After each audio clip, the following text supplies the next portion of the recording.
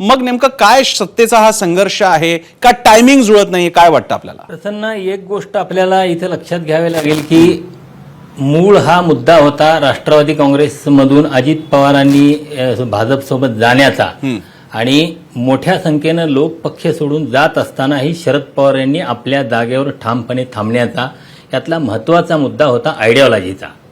म्हणजे शरद पवार यांचं बलस्थान काय आहे, शरद पवार इतकी वर्षे राजकारणात टिकून काय आहेत, त्यांच्या राजकारणासंदर्भात बरेच आक्षेप घेतले जात असले, वेगवेगळे मतप्रवाह असले तरी त्यांच्या धर्मनिरपेक्षतेसंदर्भातल्या भूमिकेबाबत कुणी आतापर्यंत आक्षेप घेतलेला नाही. आणि शरद पवार आजपर्यंत राजकारणात टिकून आहेत आणि ठामपणे उभे आहेत किंवा त्यांना प्रतिष्ठा आहे, त्याचं एकमेव कारण त्यांची धर्मनिरपेक्षतेची भूमिका.